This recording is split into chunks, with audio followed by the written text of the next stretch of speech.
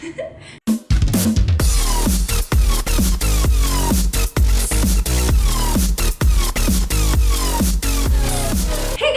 Jona, and today is the start of a brand new monthly segment here on my channel. I am so excited for this, and I think you guys are really gonna like this series. Basically, every month I'll be talking about a musical, and that musical will become the musical of the month.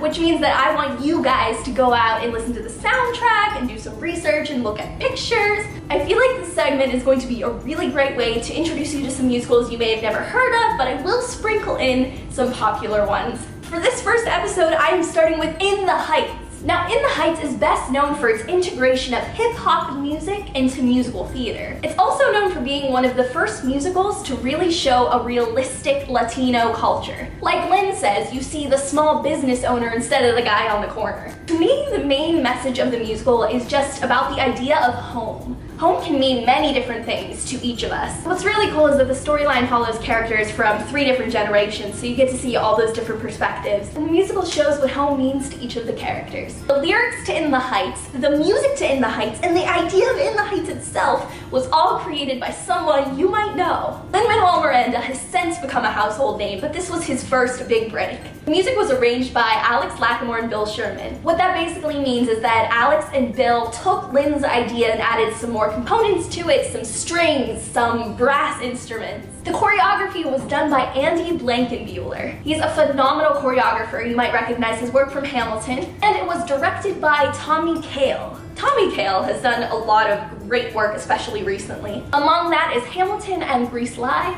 Something super cool about this musical was that 3/4 of the cast made their Broadway debut in this show. So where does In the Heights take place? It takes place in Washington Heights in Upper Manhattan, and the events of the musical take place during July 3rd through July 5th. Like I said before, themes include the idea of home, and also we take a look at gentrification. In the Heights took 8 years from when Lynn first announced it at his 20th birthday party at his parents' house to hit Broadway. Yes, Lynn came up with the idea for In the Heights while he was a sophomore at Wesleyan University. So that means he was pretty much my age, which kind of makes me feel bad because what am I doing with my life, you know? But Lynn wanted to write a musical that he would want to be in. He was inspired a lot when he saw Rent, which is another fantastic musical. He saw that and was basically like, oh, you can write a musical about you. So the very first reading of In the Heights was actually in the Drama Bookshop, which I visited when I went to New York on February 23rd, 2004. Now I've said that Lynn did the music and lyrics, but who did the book? The book is basically the scenes between all of the songs. Lynn is the first to admit that he's not really a book writer. So Kiera Alegría Huedes joined the team, and much like Nina, one of the characters in the show, she was the first of her family to go to college, so she really related to the storyline. Several other readings took place in December 2004 and April of 2005. Finally, in March of 2006, they presented a